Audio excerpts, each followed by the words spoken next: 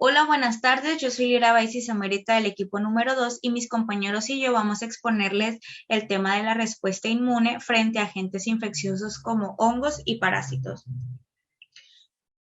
Pues para adentrarnos un poco al tema, les hablaré sobre los conceptos fundamentales de este, empezando por la inmunidad. Pues la inmunidad es la forma en la que el sistema inmunitario protege a nuestro cuerpo de diferentes tipos de antígenos, como por ejemplo de parásitos, virus, bacterias, hongos, entre otros.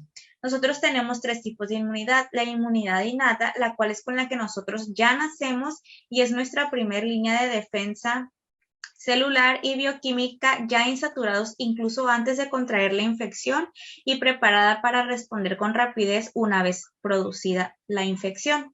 Después contamos con la inmunidad adaptativa. Este tipo de inmunidad aparece como respuesta a una infección y se adapta a ella. Este tipo de respuesta es estimulada por la exposición a los microorganismos infecciosos, cuya magnitud y capacidad de defensa crece con cada exposición sucesiva a un microorganismo concreto. Esto quiere decir que esta inmunidad, conforme vayan entrando los microorganismos extraños, se va a ir desarrollando mejor. Entonces, cuando nosotros volvamos a contraer esa enfermedad, el sistema inmune ya va a estar preparado y va a actuar con mayor rapidez, se podría decir.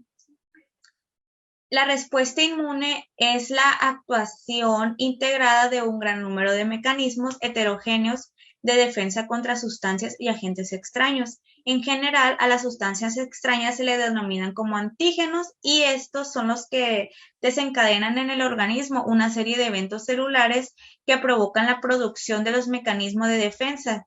Estos si suscitan una respuesta inmunitaria específica o que constituyen el blanco totales a las respuestas.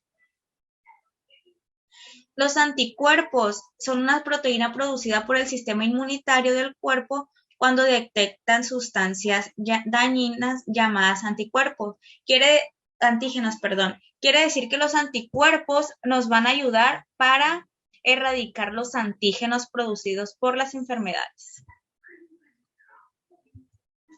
Bueno, continuando con los hongos, estos son organismos eucarióticos que no contienen clorofila y forma de esporas y presentan un micelio provisto de pared celular a través de la cual se nutre por absorción. Pueden ser patógenos primarios, que estos son los que casi siempre son los responsables de infecciones respiratorias, cutáneas o mucosas. O también tenemos los patógenos oportunistas. Esto significa que solo causan enfermedades en ciertas circunstancias, como cuando el sistema inmunitario se debilita, por ejemplo, con la quimioterapia, por la infección de VIH, entre otras enfermedades que deteriora el sistema inmunológico, lo que facilita las infecciones fúngicas en pacientes vulnerables. Y por último, pues tenemos los parásitos, los cuales son un organismo que vive sobre un organismo huésped o en su interior y se alimentan a expensas del huésped. Hay tres clases importantes de parásitos que pueden provocar enfermedades en los seres humanos. Aquí podemos observar en la imagen los helminteos. Son animales intervertebrados con forma de verme o gusano, en especial son los parásitos intestinales. Yo creo que estos vendrían siendo los más conocidos por nosotros y que la mayoría de las personas los ubicamos. Luego tenemos los protozoos, los cuales es un taxón de nivel reino que agrupa al organismo eucariontes, quimioterotróficos y en su mayor parte móviles mediante cilios, flagelos o pseudópodos que son patógenos para los humanos y animales. Y por último tenemos los ectoparásitos, que estos son patógenos que generalmente infectan solo las capas superficiales de la piel. Bueno, los principios básicos, pues el sistema inmunitario está constituido por un grupo de células y tejido cuya función principal pues es la de proteger al organismo contra las invasiones de agentes extraños. Entre estas células del sistema inmunitario pues cabe mencionar a los linfocitos T, los B, los macrófagos, los eosinófilos y las células dendríticas. pero pues esto se va a hablar más a detalle conforme vaya pasando la exposición. Los órganos, perdón, del sistema inmunitario pues serían el vaso, la médula ósea, las placas de Peyer y los ganglios linfáticos, entre otros. Y pues ya sabemos que cuando un agente extraño, ya sea virus, bacteria, parásito, invade el organismo, el sistema inmunitario lo va a identificar y va a reaccionar en contra de este antígeno para eliminarlo. Y pues ya un parásito, bacteria o virus, a su vez, pues va a estar compuesto por una gran variedad de moléculas y cada una de las cuales se comporta como antígeno e induce una respuesta inmunitaria específica contra cada una de ellas. Buen día, mi nombre es Jesús Aníbal Valentín Zamora y le voy a presentar el tema de inmunidad frente a hongos. El desarrollo de una infección fúngica depende del estado de los mecanismos defensivos del hospedador. En general, los hongos causan enfermedades en hospedadores inmunodeprimidos. ¿A qué quiere decir esto? Pues que los hongos van a afectar a las personas que tienen el sistema inmune más débil. Factor de virulencia del hongo. Los hongos tienen la capacidad de adherencia a la capa córnea o a las mucosas. También tienen la capacidad de invadir tejidos, multiplicarse in vivo, adaptándose a las condiciones del huésped, evadir mecanismos defensivos del huésped o también dañar a otros tejidos. Defensas humanas frente a los hongos. En la clasificación de la barrera de defensas humanas se dividen en primarias, secundarias y terciarias. En las defensas primarias podemos encontrar a la piel y a las mucosas, pues que vendrían siendo la primera línea de defensa. En la secundaria, que estarían los glóbulos blancos como los macrófagos y los monocitos y polimorfonucleares.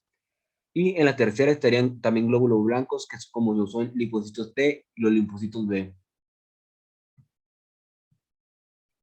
En la inmunidad innata frente a los hongos, podemos observar que los principales mediadores de la inmunidad innata frente a los hongos son los neutrófilos y los macrófagos. Los neutrófilos van a liberar sustancias fungicidas que son intermediarios de reactivo del oxígeno y enzimas lisosómicas, y hacen que fagociten los hongos para su eliminación intracelular. En la inmunidad adaptativa frente a los hongos, tenemos que la inmunidad es el mecanismo más importante de la inmunidad adaptativa frente a las infecciones por hongos. Los linfocitos TCD4 más los CD8 colaboran para eliminar las levaduras de C. neoformans. Esta es una bacteria que tiende a colonizar los pulmones y el encéfalo de los huéspedes inmunodeprimidos. Y la respuesta de TH1 protegen al huésped, mientras que la de TH2 son lesivas. Sin embargo, no se ha confirmado que la inmunidad humoral proporcione una protección eficaz. Hola, mi nombre es Kevin Joseph Román Gastelum y yo voy a continuar hablándoles sobre la inmunidad, o la respuesta inmune de esta ante los parásitos. Bueno, para que se considere un parásito triunfador según la inmunología, este necesita integrarse y no ser considerado algún cuerpo exógeno del mismo huésped, por lo que su éxito se va a medir no por los trastornos que le va a causar al huésped, sino por la capacidad de poder adaptarse e integrarse al medio interno de este mismo. También tenemos distintos tipos de parásitos. Yo les voy a mencionar tres, pero primero vamos a empezar con los protozoos. Bueno, van a existir diferentes formas de respuesta ante estos, entre los cuales está la respuesta celular, la humoral y una combinación de respuestas que van a ser de diferentes maneras. Primero, dentro de la respuesta humoral va a estar haciendo frente en las formas intracelulares de protozoos, en lo humoral en formas extracelulares de estos, mientras que la combinación de distintas respuestas van a desencadenar un frente a un agente, pero en diferentes estadios evolutivos. ¿A qué se refiere? A de que va en diferentes etapas de evolución o etapas de vida que tenga este parásito, va a atacarlo. No nada más se van a concentrar en una. lo cual hace que sea más eficaz su respuesta ante este parásito. En la tabla de abajo se puede observar el tipo de parásito y el hábitat que necesita. También si depende de algún anticuerpo y de cuáles son, y si no depende de anticuerpos.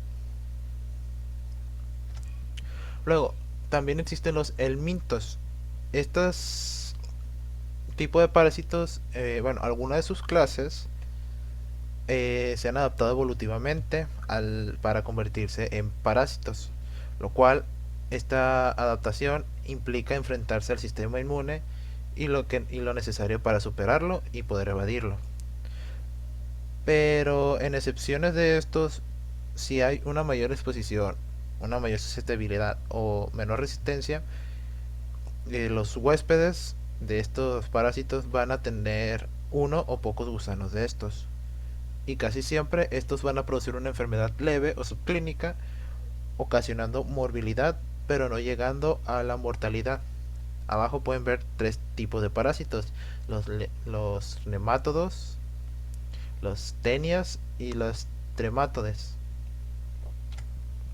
Y bueno, la eosinofilia. Bueno, se sabe que los eosinófilos, perdón, se atraen hacia los sitios invadidos de los helmintos por medio de moléculas quimiotácticas, las cuales van a estimular la liberación de los eosinófilos en la circulación sistémica, por lo que las infecciones de helmintos se relacionan muchas veces con signos característicos de hipersensibilidad tipo 1, ya sean eosinofilia, edemas, asma o la misma urticaria. Y pues la eosinofilia, pues como pueden ver, son varios eosinófilos en un mismo grupo sanguíneo o en una misma parte de la circulación sanguínea. Y las enzimas eosinófilas que hacen frente a los helmintos, pues hay de dos tipos, pero estas van a hacer la SP o la EPO. La SP es la proteína catiónica y la EPO es la peroxidasa.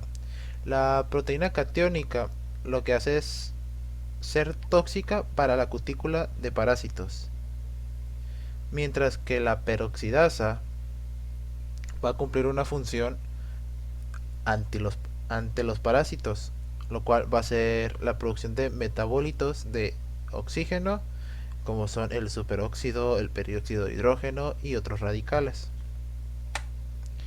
Y otro tipo va a ser los artrópodos. Estos más que nada son invertebrados, pero cuando inyectan su saliva van a inducir respuestas inmunitarias que van a corresponder fundamentalmente a hipersensibilidad, ya sea de tipo 1, el cual va a estar mediada por inmunoglobulina E, la hipersensibilidad retardada y la introducción de algunas toxinas en el organismo.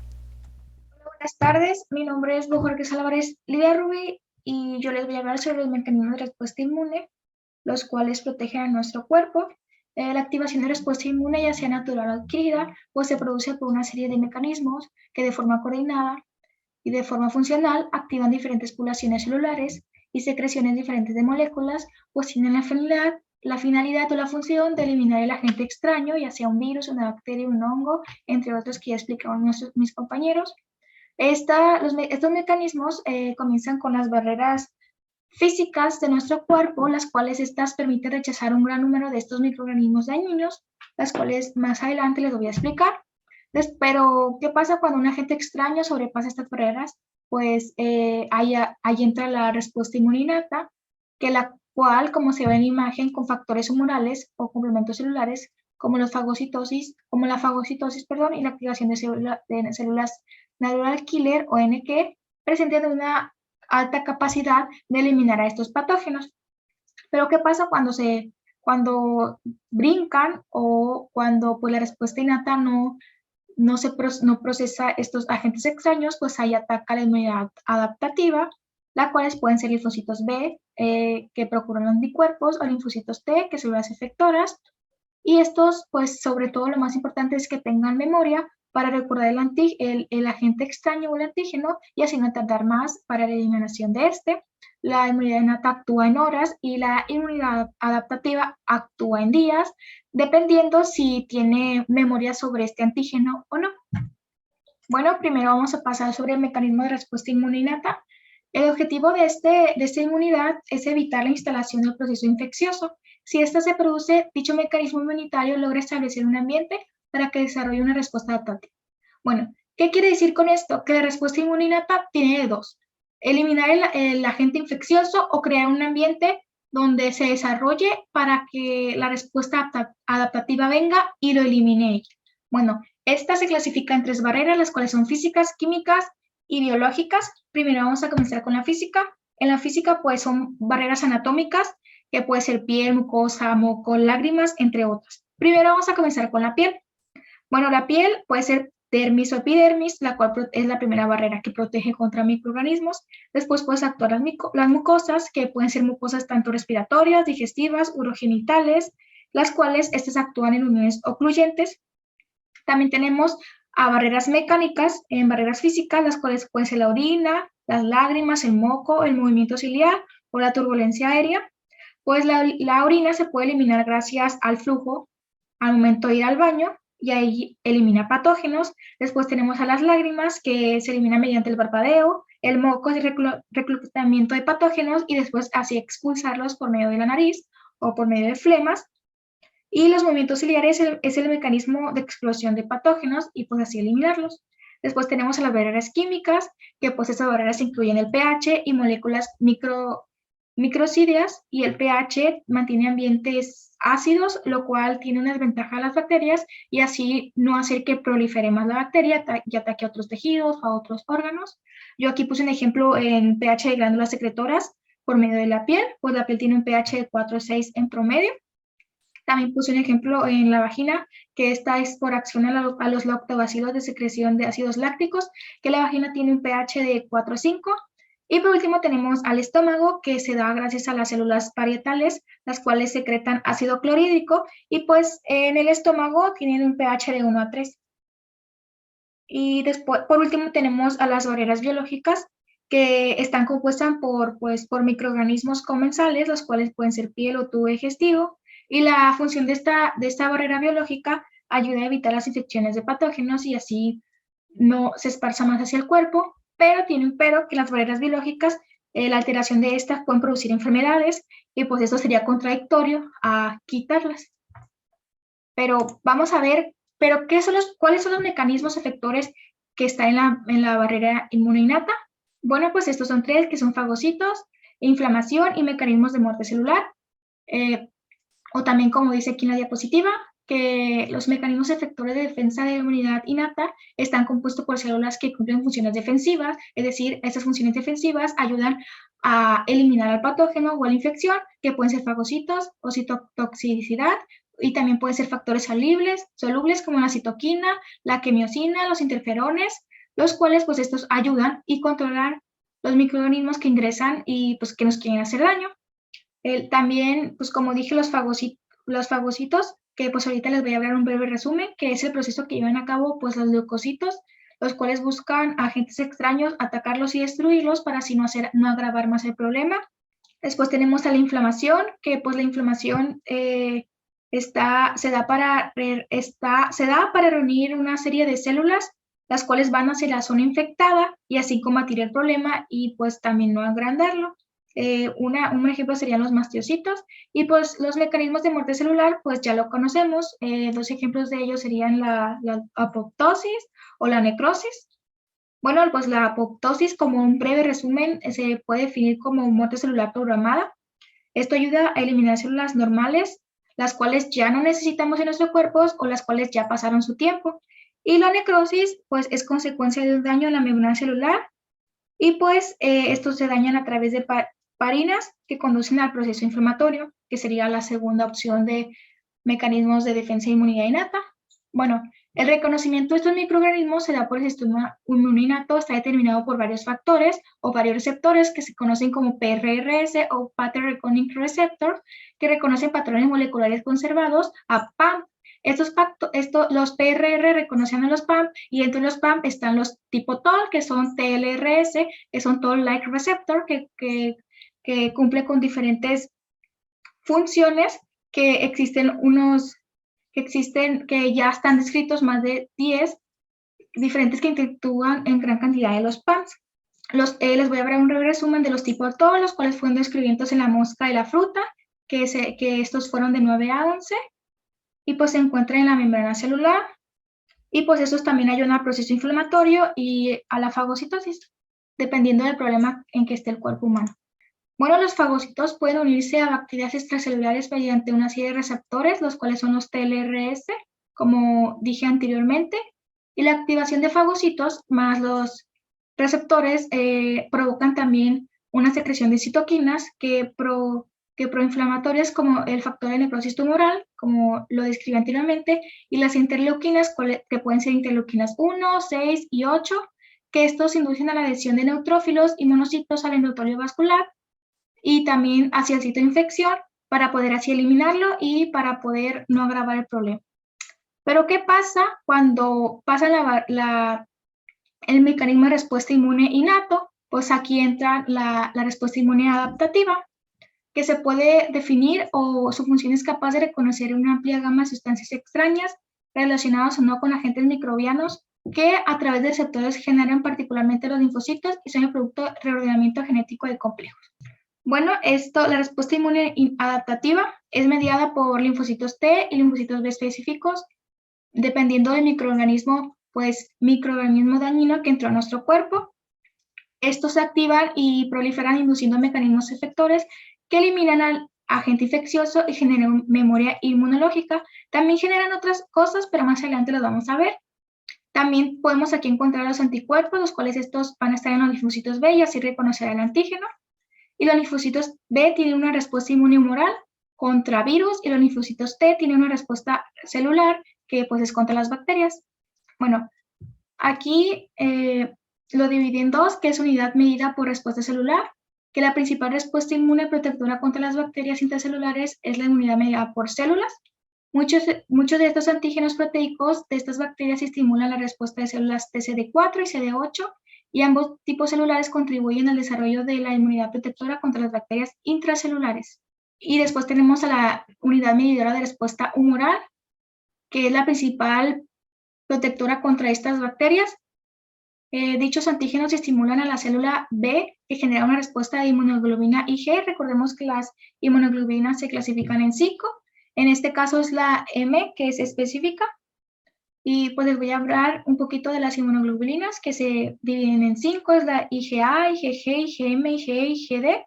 Y pues la IgA está presente en la nariz, en las vías respiratorias, en los oídos y en los ojos, y estos actúan para defender a microorganismos dañinos. Después tenemos a la IgG, que pues esta inmunoglobulina se encuentra en todos los líquidos del cuerpo y pues son las más importantes para combatir infecciones, la IgG. Después tenemos a la IgM, que está en la sangre y en el líquido linfático. Y la IgE pues esta inmunoglobulina se caracteriza principalmente por las alergias y reacciona a sustancias extrañas. Por ejemplo, la IgE reacciona si un alimento te cae mal, si un alimento te provoca hinchazón, comezón o alergia, o también si X alimento te puede provocar una infección, se basa en esta. Y la IgD está en el tejido del abdomen. Y probablemente, ya que hablamos de la IgE, pues en este caso la IgM puede generar otros isótopos de IgE y probablemente sea la liberación de citoquinas la que promueve el cambio de isótopos de cadena pesada a la IgE. Como dije, la respuesta adaptativa tiene memoria, pero también tiene otras características. Por ejemplo, tiene especificidad, memoria, heterogeneidad, o también se puede llamar diversidad. Y por último tiene multifactorialidad. Pero pues, ¿qué son estas características? Bueno, la especificidad existe porque pues los linfocitos contienen receptores de membrana, los cuales son capaces de identificar y distinguir sutilmente y diferenciarlo de otros antígenos. ¿Qué quiere decir con esto? Pues que los linfocitos contienen o son capaces de identificar los antígenos y así organizarlos para no confundirlos con los demás y pues así eliminarlos más fácilmente, se podría decir. Y pues tiene una memoria pues se llama memoria inmunológica, y su función es responder más rápido y eficazmente a microorganismos que ya el cuerpo ha sido atacado anteriormente, y refleja la preexistencia de una población clonalmente específica de linfocitos antígenos y específicos. ¿Qué quiere decir con esto? Que pues esta característica o la memoria inmunológica la tiene pues para que al momento de aliviar al microorganismo o eliminarlo sea más fácil y sea más rápido, y pues para que el individuo o el organismo ya no sufra. Tiene heterogeneidad o diversidad, pues las células protagonistas del sistema inmune adaptiva, como dije anteriormente, son los linfocitos B y los linfocitos T.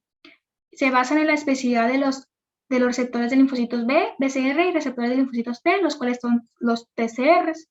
Y también, por último, tiene multifactorialidad, pues la respuesta inmune depende de los múltiples factores que tiene el agente biológico o lo que origina el hospedador, por ejemplo, cómo se originó, en qué ámbito, en qué lugar, en qué clima, entre otros. Y pues para acabar, voy a hablar un poco de la función de los linfocitos B y los linfocitos T. Anteriormente mis compañeros ya se lo explicaron, pero pues para que quede más claro. Los linfocitos B pues están preparados para producir un solo tipo de anticuerpo específico, dependiendo, claro, del antígeno el cual sea atacado. Y pues la función principal de linfocitos B es la secreción de los anticuerpos, pues ya para poder atacar pues el antígeno. Y la función de los linfocitos T pues tiene una central de regularización de la respuesta inmune, y pues este también participa directamente en la destrucción de agentes agresores. Reconocen el antígeno, como ya mencioné, a través de receptores de membrana, que son TCR, que no solo se secretan. Y pues también estos producen los linfocitos T citotóxicos, los inflamatorios y los colaboradores, los cuales estos van a ayudar a eliminar más rápido el antígeno y así poder que el ser humano pueda establecer pues sus límites y hacer que se alivie más pronto. ¿Qué tal? Mi nombre es Víctor Iván Estelón Castro y hablaré sobre la respuesta inmune ante hongos. Bueno, cuando se presentan los hongos como agentes infecciosos, estos son reconocidos primeramente por células dendríticas y macrófagos. En su estructura, las células dendríticas y macrófagos contienen algo que son para reconocer patrones, que son los PRRS. Bueno, aquí también entran en juego los receptores de lectina, ya que estos son importantes en la inmunidad antifúngica. Cuando los PRRS se unen a los segmentos de las moléculas asociadas, se incluye lo que es la fagocitosis y los mecanismos de destrucción. Sabemos que la fagocitosis es cuando se destruye mediante enzimas fagocíticas. Bueno, se reconocen las células TCD4 que producen la IFN o THI. Esto lo hacen con el fin de proporcionar una mejor protección durante las infecciones y así facilitan la destrucción de los hongos. Bueno, ahora la respuesta inmune ante parásitos. Bueno, cuando ingresan los parásitos al cuerpo como agentes infecciosos, se encuentran expuestos a células fagocíticas. Estas son entre macrófagos tisulares, células dendríticas, neutrófilos, monocitos, eosinófilos, entre otros. Bueno, son capaces de ingerir partículas y microorganismos. Cuando entran, los fagocitos miran a células de infección para secretar sustancias quimotácticas, las cuales reconocen los PAMs, que ya sabemos que son los patrones asociados a los patógenos. Entonces, estos microorganismos, que los PRRS, y los receptores FSGR, reconocen las opsinas para poder así producir inmunoglobulinas, en este caso IgG. Bueno, el fagocito engloba a los microorganismos y los internaliza dentro de una vacuola. Esta vacuola llega a los lisosomas, generando así los fagolisosomas, eleva su pH a 4.5 y 5.0, entonces se empiezan a digerir estos agentes infecciosos. Bueno, entre los fagolisosomas, los patógenos pues quedan expuestos las enzimas hidrolíticas. Ya sabemos que son las catepsinas, las proteasas, las lisosomis y las hidrolasas. Cuando se genera lo que es el estallido oxidativo producido por el NADPH, la oxidasa, se catalizan las reacciones de superóxido llevando a la producción de radicales libres de oxígeno. Bueno, ya que pasa la fagocitosis, el parásito puede generar una inflamación por la unión de los PAMs, entonces tiene que entrar los receptores TLR, receptores tipo TOL, para reconocer y estimular la liberación de mediadores proinflamatorios, como lo es la ILB1B y la IL-18, que son productos por la activación de un inflasoma. Bueno, luego actúan los macrófagos, en este caso M1, produciendo citocinas inflamatorias como la ILB1B, la IL-6, IL-12, IL-18, entre otras. Estos generan un mecanismo microbicidas efectivos, como los parásitos intracelulares.